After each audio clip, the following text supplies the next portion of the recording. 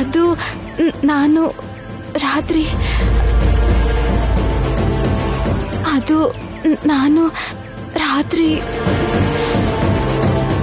ಶ್ಯಾಮ, ಹೆದರ್ಕೋತಾ ಇದೆಯಲ್ಲ ಶ್ಯಾಮ, ಹೇಳು, ನಡೆದಿದ್ದನ್ನೇ ಹೇಳು.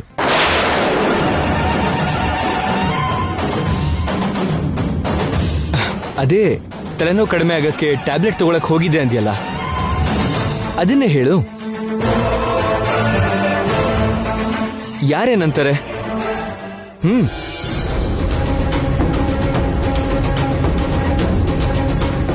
ಅಂದ್ರೆ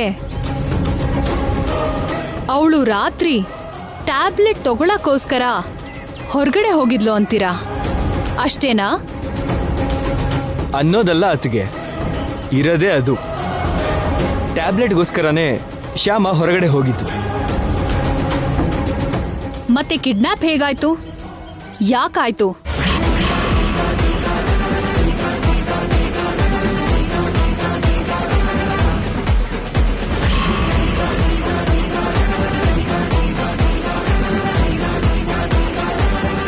ಯಾರ್ ಕಿಡ್ನಾಪ್ ಮಾಡಿದ್ದು? ಯಾಕೆ ಕಿಡ್ನಾಪ್ ಮಾಡಿದ್ರು?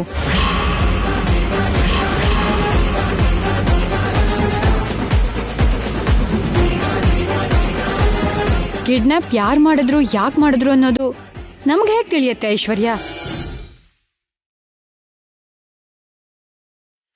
ಬೆರಳಲ್ಲಿರೋ ಉಂಗುರಕ್ಕೋಸ್ಕರನೋ ಕತ್ತಲ್ಲಿರೋ ಸರಕ್ಕೋಸ್ಕರನೋ ಕಿಡ್ನಾಪ್ ಮಾಡೋ ಕಾಲ ಇದು. ಕರೆಕ್ಟಾಗಿ ಹೇಳಿದ್ರಿ ಅದಕ್ಕೆ. ನನ್ನ ಫ್ರೆಂಡ್ ಮಗುನ ಚಿಕ್ಕ ಕಿವಿ ರಿಂಗೋಸ್ಕರ ಕಿಡ್ನಾಪ್ ಮಾಡಿದ್ರು ಗೊತ್ತಾ? ಹೌದು ನಿಜ. ಇತ್ತೀಚೆಗೆ ಸಣ್ಣ ವಿಷಯಕ್ಕೂ ಕಿಡ್ನಾಪ್ ಮಾಡ್ಬಿಡ್ತಾರೆ. ಅವರು ಕಿಡ್ನಾಪ್ ಮಾಡಿರೋ ವಿಷಯ ಹೊರಗಡೆ ಬರಬಾರ್ದು ಅಂತ ಅಗತ್ಯ ಬಿದ್ರೆ ಹಿಂದೆ ಮುಂದೆ ನೋಡಿದ್ರೆ ಪ್ರಾಣನೂ ತೆಗೆದ್ಬಿಡ್ತಾರೆ. ಹೌದು, ನಾವೆಲ್ಲ ಅದೃಷ್ಟವಂತರಾಗಿದ್ದಕ್ಕೆ ಶ್ಯಾಮ ಏನೂ ಆಗದೆ ಬಂದಿರೋದು. ಹೌದು, ನಾವು ತುಂಬಾ ಅದೃಷ್ಟವಂತರು.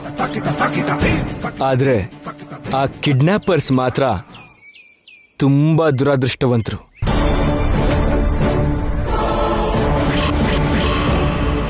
ಯಾಕೆ ಅಂದ್ರೆ ಅವ್ರನ್ನ ನಾವು ಬಿಡೋದಿಲ್ವಲ್ಲ, ಅದಕ್ಕೆ.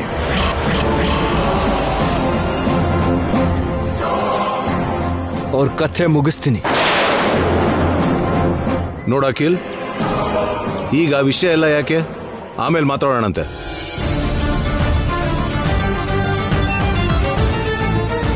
ಮೊದಲು ಶ್ಯಾಮನ್ ಒಳಗ್ ಕರ್ಕೊಂಡು ಹೋಗು. ಅವಳಿಗೀಗ ವಿಶ್ರಾಂತಿ ಮಾಡೋ ಅವಶ್ಯಕತೆ ಇದೆ. ಹೌದೌದು, ನೀನ್ ಹೋಗಿ ರೆಸ್ಟ್ ತಗೊಳಮ್ಮ, ಹೋಗು. ಪಾಪ ಏನ್ ತಿಂದ್ಯೋ ಇಲ್ವೋ, ನೀನ್ ಬೇಗ ಹೋಗಿ ಫ್ರೆಶ್ ಆಗ್ಬಿಡ್ಬಾ. ನಿನ್ಗೋಸ್ಕರ ನಾನೇನಾದ್ರೂ ರೆಡಿ ಮಾಡ್ತೀನಿ. ಹೋಗಮ್ಮ, ಹೋಗು.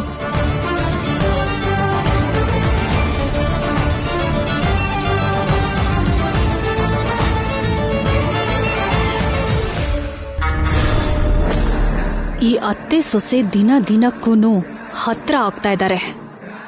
ಶ್ಯಾಮ ಹಾಡ್ತಾಳೆ ಅಂತೇನಾದ್ರೂ ಆದ್ರೆ ಅವ್ರು ದೂರ ಆಗ್ತಾರೆ. ಆದ್ರೆ ಆ ವಿಷಯ ಹೇಳಿದ್ರೂ ಯಾರೂ ನಂಬೋದಿಲ್ಲ. ಸಾಕ್ಷಿ ಜೊತೆಗೇನೆ ಹೊರಗೆ ಹಾಕ್ಬೇಕು. ಹಾಕ್ತೀನಿ.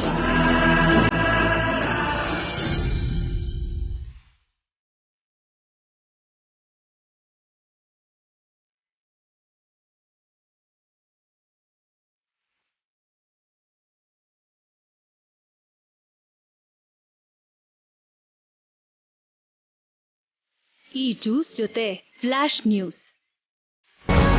ಶ್ಯಾಮ ಹಾಡ್ತಾಳೆ ಅನ್ನೋ ವಿಷಯನ ಶ್ಯಾಮ ಬಾಯಲ್ಲೇ ಹೇಳಿಸ್ತೀನಿ. ಈಗ ನಾನು ಶ್ಯಾಮ ಮಾತಾಡೋದನ್ನ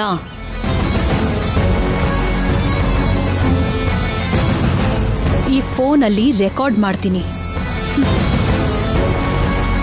ತಕ್ಷಣ ಅತ್ತೆ ಶ್ಯಾಮನ ಕತ್ ಹಿಡಿದು ಮನೆಯಿಂದ ಹೊರಗಡೆ ಹಾಕ್ತಾರೆ.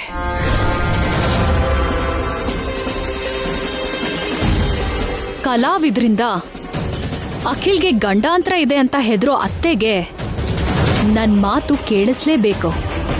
ತಕ್ಷಣ ಅತ್ತೆ ಶ್ಯಾಮನ ಕತ್ತು ಹಿಡ್ಕೊಂಡು ಮನೆಯಿಂದ ಹೊರಗಡೆ ಹಾಕ್ತಾರೆ.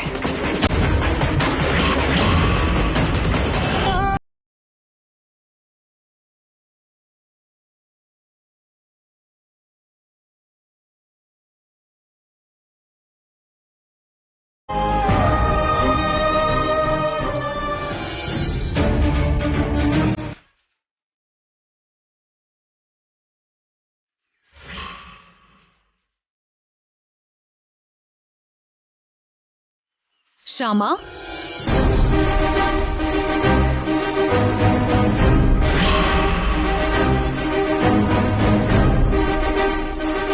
ಜ್ಯೂಸ್. ನಿನ್ಗೋಸ್ಕರ ಜ್ಯೂಸ್ ತಂದಿದ್ದೀನಿ. ಏನ್ ಹಾಗ್ ನೋಡ್ತಿದ್ಯಾ? ತಗೋ.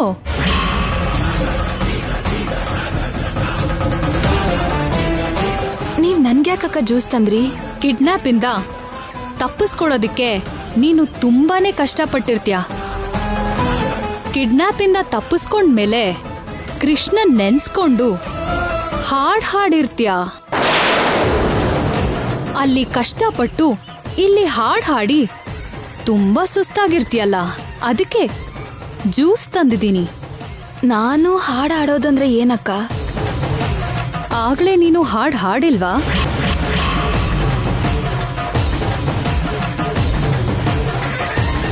ನೀವ್ ನೋಡಿದ್ರಾ? ನೋಡಿಲ್ಲ, ಆದ್ರೆ ಕೇಳಿದ್ದೀನಿ. ಹಾಡ್ ಕೇಳಿ ಅಲ್ಲಿ ತನಕ ಬಂದೆ.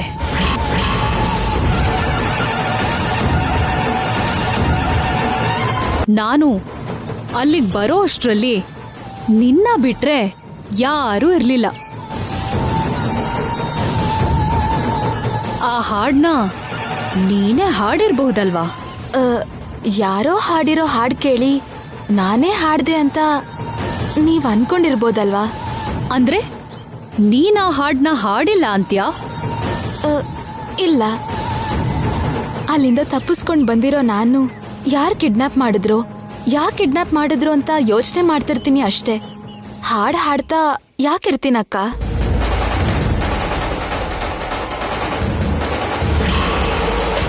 ಅದು ಅಲ್ದೆ ನನ್ಗೆ ಹಾಡಕ್ ಬರಲ್ವಲ್ಲ. ಹೌದಾ? ನಿಜವಾಗ್ಲೂ ನಿನ್ಗೆ ಹಾಡಕ್ ಬರಲ್ವಾ? ಇಲ್ಲ,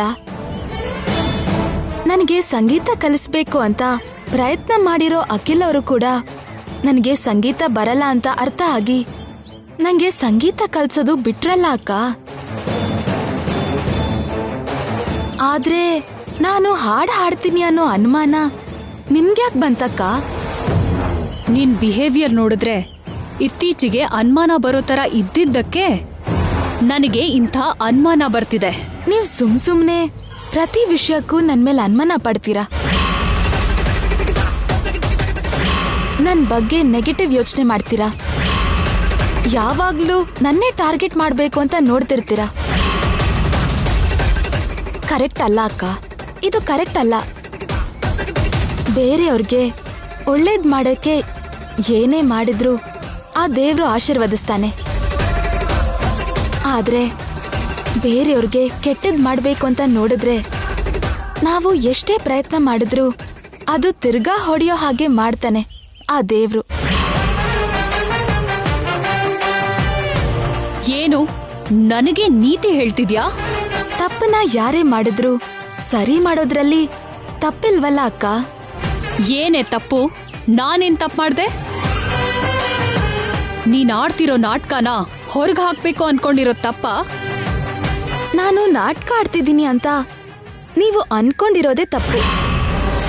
ಹಾಗ ಅನ್ಕೊಂಡಿದ್ದಕ್ಕೆ ನೀವು ನನ್ನ ಬಗ್ಗೆ ತಪ್ಪಾಗಿ ಕೆಟ್ಟದಾಗಿ ಯೋಚನೆ ಮಾಡ್ತಿದ್ದೀರಾ. ಅಂದ್ರೆ ನೀನ್ ಯಾವ ತಪ್ಪು ಮಾಡಿಲ್ವಾ? ತಪ್ಪು ಮಾಡದೇ ಇರೋ ಮನುಷ್ಯ ಈ ಭೂಮಿ ಮೇಲೆ ಯಾರೂ ಇಲ್ಲ ಅಕ್ಕ. ಅಷ್ಟು ಮಾತ್ರಕ್ಕೆ ಆ ಮನುಷ್ಯ ಮಾಡೋದು ಪ್ರತಿಯೊಂದು ತಪ್ಪು ಅಂದ್ಕೊಳ್ಳೋದು ತಪ್ಪು ಅಂತಿದ್ದೀನಿ. ಯಾರ್ ತಪ್ಪು ಅಂತ ಬೇಗನೆ ಗೊತ್ತಾಗುತ್ತೆ, ಆದಷ್ಟು ಬೇಗ ಹೊರಗ್ ಬರುತ್ತೆ. ಒಂದು ಮಾತ್ ನೆನಪಿಟ್ಕೋ ಶ್ಯಾಮ, ಯಾವತ್ತಾದ್ರೂ ಸರಿ ನೀನ್ ಮಾಡೋ ತಪ್ಪುಗಳು, ನೀನ್ ಮಾಡೋ ನಾಟಕಗಳು ಸಾಕ್ಷಿ ಸಮೇತ ಹೊರಗಡೆ ಬರೋದು ನನ್ನಿಂದಾನೆ, ಖಂಡಿತ ನನ್ನಿಂದಾನೆ. ನಿನ್ ನಿಜ ರೂಪ ಹೊರಗಡೆ ಬರುತ್ತೆ. ನೋಡೋಣ ಯಾರಿಂದ ಯಾರ್ ನಿಜ ಸ್ವರೂಪ ಹೊರಗಡೆ ಬರುತ್ತೋ ನೋಡೋಣ. ಏನ್ ನೋಡ್ಕೊಂಡು ನಿನಗಷ್ಟೊಂದು ಕೊಬ್ಬು? ನನ್ ಕೃಷ್ಣನ್ ನೋಡಿ. ನನ್ ಜೊತೆ ಕೃಷ್ಣ ಇರೋವರೆಗೂ ನಾನ್ ಯಾವುದಕ್ಕೂ ಹೆದ್ರಲ್ಲ, ಯಾರಿಗೂ ಹೆದ್ರಲ್ಲ.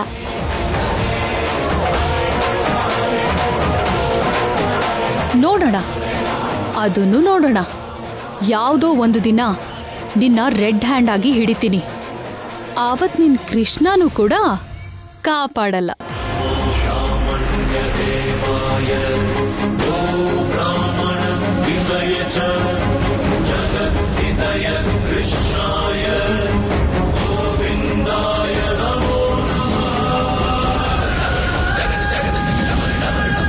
ಕೃಷ್ಣನೇ ಕಾಪಾಡ್ತಾನೆ, ನನ್ನ ಕೃಷ್ಣನೇ ಕಾಪಾಡ್ತಾನೆ.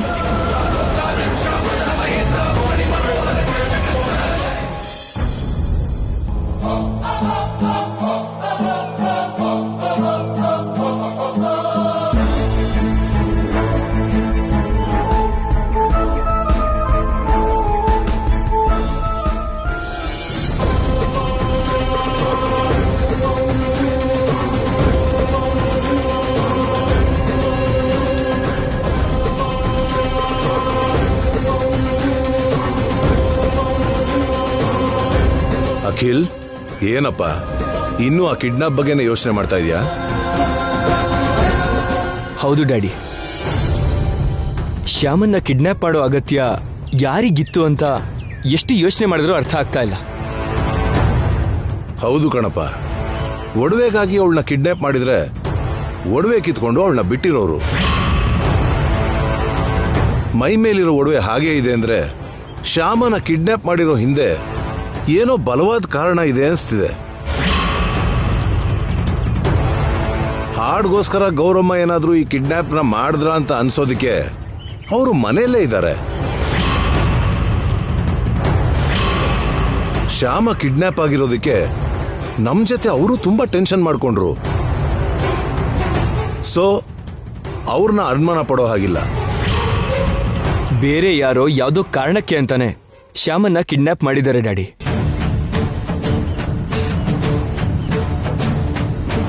ಡ್ಯಾಡಿ, ಪೊಲೀಸ್ ಸ್ಟೇಷನ್ಗೆ ಹೋಗಿ ರಿಟರ್ನ್ ಕಂಪ್ಲೇಂಟ್ ಕೊಟ್ಟು ಆ ಕಿಡ್ನಾಪರ್ಸ್ ಬಗ್ಗೆ ಎಂಕ್ವೈರಿ ಮಾಡಕ್ ಹೇಳೋಣವಾ? ಬೇಡಪ್ಪ, ಕಿಡ್ನಾಪ್ ವಿಷಯ ಹೊರಗಡೆ ಬರೋದು ಒಳ್ಳೇದಲ್ಲ. ಸಿಐಗೆ ಹೇಳಿದೀವಲ್ಲ, ಅವರು ಸೈಲೆಂಟಾಗಿ ಎನ್ಕ್ವೈರಿ ಮಾಡಿ ಆ ಕಿಡ್ನಾಪರ್ಸ್ ಯಾರು ಅಂತ ಹೇಳ್ತಾರೆ ಬಿಡು. ಆ ಕಿಡ್ನಾಪರ್ಸ್ ಯಾರೋ ಗೊತ್ತಾಗ್ಲಿ, ಅವಾಗಿದೆ ಅವರಿಗೆ ಹಬ್ಬ.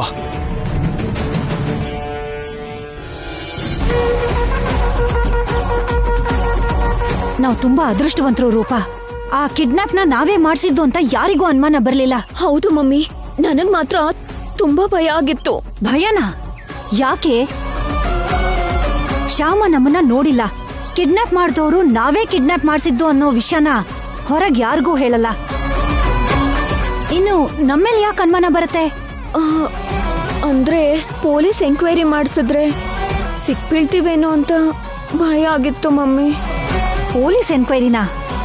ವರ್ಮಾ ಅವರು ಪೊಲೀಸ್ ಕಂಪ್ಲೇಂಟ್ ಕೊಡ್ಲಿಲ್ವಲ್ಲ? ಕೊಡ್ತಾರೇನೋ ಅಂತ ಭಯ ಆಗಿತ್ತು ಮಮ್ಮಿ. ತನ್ನ ಸೊಸೆ ಒಂದು ರಾತ್ರಿ ಎಲ್ಲ ಕಿಡ್ನಾಪರ್ಸ್ ಹತ್ರ ಇದ್ಲು ಅಂತ ಹೇಳ್ಕೊಳ್ಳೋದು ವರ್ಮಾಗಾಗ್ಲಿ ವಸಂತಗಾಗ್ಲಿ ಮರ್ಯಾದೆ ಹೋಗೋ ವಿಷಯ.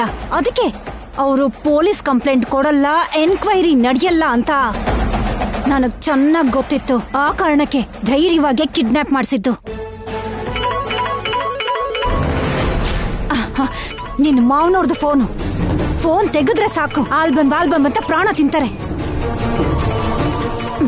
ನಿನ್ನ ಮಾವನವ್ರಿಗೆ ಆಯುಧ ಬೇಡ್ವೆ, ಆಲ್ಬಮ್ ಬಲ್ಲೇ ಸಾಯಿಸ್ಬಿಡ್ತಾರೆ. ಈಗ ಅವ್ರಿಗೆ ಏನ್ ಹೇಳ್ತೀಯ ಮಮ್ಮಿ? ನಾನೇನು ಹೇಳಲ್ಲ. ಫೋನ್ ಲಿಫ್ಟ್ ಮಾಡಿದ್ರೆ ತಾನೆ ಏನಾದ್ರೂ ಹೇಳ್ಬೇಕಾಗಿರೋದು. ಅದಕ್ಕೆ ನಾನು ಲಿಫ್ಟೇ ಮಾಡಲ್ಲ. ಈಗೇನು ಫೋನ್ ರಿಸೀವ್ ಮಾಡಿಲ್ಲ ಅಂತ ಪ್ರಾಬ್ಲಮ್ ಇಲ್ಲ, ಆದ್ರೆ ಈ ಆಲ್ಬಮ್ ಪ್ರಾಬ್ಲಮ್ ಹೇಗ್ ಸಾಲ್ವ್ ಮಾಡ್ತೀಯಾ? ಅದೇ ಯೋಚನೆ ಮಾಡ್ತಿದ್ದೀನಿ.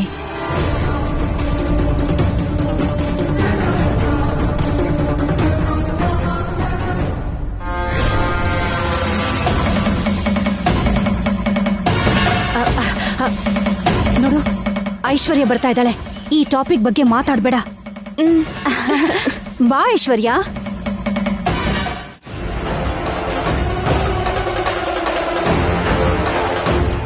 ಏನು ಅಮ್ಮ ಮಗಳಿಬ್ರು ಏನೋ ರಹಸ್ಯ ಮಾತಾಡ್ತಿದ್ದೀರಾ ಅನ್ಸುತ್ತೆ? ರಹಸ್ಯನೂ ಇಲ್ಲ, ಏನೂ ಇಲ್ಲ. ರೂಪಾರಾಣಿ ಮದುವೆ ಬಗ್ಗೆ ಮಾತಾಡ್ತಾ ಇದ್ವಿ ಅಷ್ಟೇ.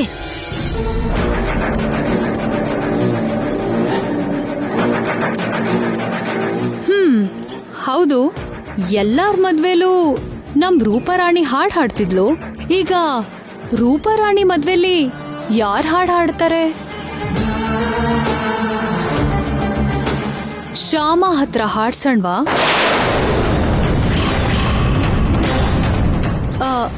ಏನ್ ಹಾಕ್ ನೋಡ್ತಿದ್ದೀರಾ?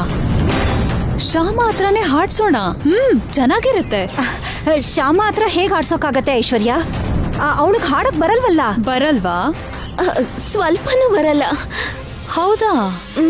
ಇಷ್ಟು ದಿನ ನಿನ್ ಜೊತೆ ಸೇರ್ಕೊಂಡು ಅವಳು ಅಷ್ಟು ಪ್ರೋಗ್ರಾಮ್ಸ್ ಬಂದಿದ್ಲಲ್ಲ, ಅವಳಿಗೆ ಹಾಡ್ ಹಾಡಕ್ ಬರಲ್ಲ ಅಂದ್ರೆ ನನಗ್ ನಂಬಕ್ ಆಗ್ತಿಲ್ವಲ್ಲ. ನಿಜ ಐಶ್ವರ್ಯ, ಶ್ಯಾಮಗೆ ಹಾಡಕ್ ಬರೋದಿಲ್ಲ. ಬಂದ್ರೆ ನೀವೇನ್ ಹೇಳ್ಬಿಡ್ತೀರಾ? ನೀವೆಲ್ಲ ಒಂದೇ ಊರವರು, ನಿಮ್ಮಲ್ಲೇ ಅಂಡರ್ಸ್ಟ್ಯಾಂಡಿಂಗ್ ಇದೆ ಅನ್ಸುತ್ತೆ. ನಾನೇ ಶ್ಯಾಮನ ರೆಡ್ ಹ್ಯಾಂಡ್ ಆಗಿ ಹಿಡಿತೀನಿ. ಆವಾಗಿದೆ ನಿಮ್ಗೆಲ್ಲಾರ್ಗೂನು.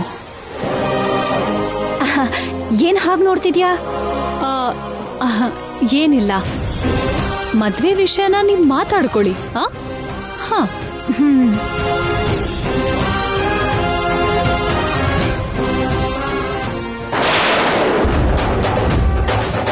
ಇಷ್ಟಕ್ಕೂ ಐಶ್ವರ್ಯ ಇಲ್ಲಿಗೆ ಯಾಕೆ ಬಂದ್ಲು, ಯಾಕೆ ಹೋದ್ಲು? ಮಮ್ಮಿ, ಏನಾದ್ರೂ ಈ ಶ್ಯಾಮ ಹಾಡ್ತಾಳೆ ಅನ್ನೋ ವಿಷಯ ಇವಳು ಗೊತ್ತಾಗಿದ್ಯಾ ಹೇಗೆ? ಅದೇ ನನ್ಗೂ ಅನುಮಾನ ಬರ್ತಿದೆ.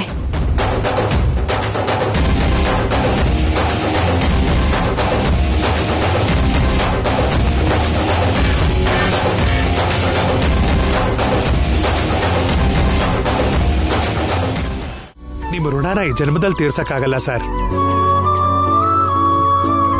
ಇದಕ್ಕೂ ಮೊದಲು ಎಷ್ಟೋ ಐಟಮ್ಸ್ ಡಿಸ್ಟ್ರಿಬ್ಯೂಷನ್ ತಗೊಂಡಿದ್ವಿ ಸರ್, ಎಲ್ಲದರಲ್ಲೂ ಲಾಸ್ ಆಗಿತ್ತು. ನಿಮ್ಮ ಮಸಾಲಾ ಕಂಪ್ನಿ ಡಿಸ್ಟ್ರಿಬ್ಯೂಷನ್ ತಗೊಂಡ ಮೇಲೆ ನಮಗೆ ಲಾಭ ಅಂದ್ರೆ ಏನು ಅಂತ ಗೊತ್ತಾಗಿದ್ದು. ನಿಮ್ಮ ಕಂಪ್ನಿ ಮಸಾಲಾ ಪೌಡರ್ಗೆ ಡಿಮ್ಯಾಂಡ್ ಹೆಚ್ಚಿರೋದ್ರಿಂದ ನಮ್ಮ ಲಾಭ ತುಂಬಾ ಹೆಚ್ಚಾಯಿತು.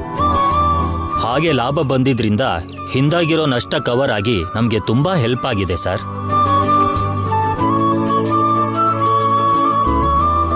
ನನ್ ಸೊಸೆ ಶ್ಯಾಮ. ನಮಸ್ಕಾರ ಮೇಡಮ್. ನಮಸ್ಕಾರ. ಬಾಮ್ಮ, ಕಾಫಿ ಕೊಡು. ತಗೊಳ್ಳಿ. Thanks madam. ಮಾವ, ನಿಮ್ಗೆ? ನನಗ್ ಬೇಡಮ್ಮ. ಸರ್, ನಮಗೆ ಲಾಭ ತಂದ್ಕೊಟ್ಟಿರೋದ್ರಿಂದ ನಿಮ್ಗೊಂದು ಸಣ್ಣ ಸತ್ಕಾರ ಮಾಡೋಣ ಅಂತಿದೀವಿ ಸರ್. ಸತ್ಕಾರನ? ಚಿಕ್ಕ ಸತ್ಕಾರ ಸರ್. ನಮ್ ಸಂತೋಷಕ್ಕೆ ಶಾಲು ಹೊದಿಸಿ ಮೊಮೆಂಟೋ ಕೊಡ್ತೀವಿ ಸರ್. ನೀವು ಸತ್ಕಾರ ಮಾಡ್ಬೇಕಾಗಿರೋದು ನನ್ನನ್ನಲ್ಲ, ನನ್ನ ಸೊಸೆನ. ಅಮ್ಮ ಶ್ಯಾಮ, ಸ್ವಲ್ಪ ಇಲ್ಲಿ ಬಾಮ್ಮ.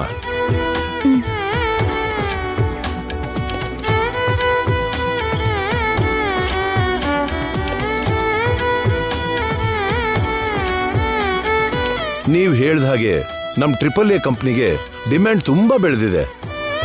ಅದಕ್ಕೆ ಕಾರಣ ನಮ್ಮ ಚಿಕ್ಕ ಸೊಸೆ.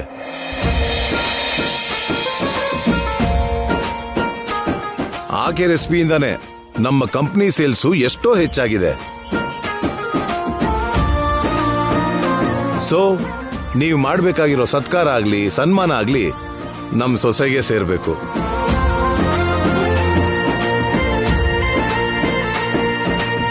ನನಗೆ ಯಾಕೆ ಮಾವ ಸನ್ಮಾನ ಎಲ್ಲ?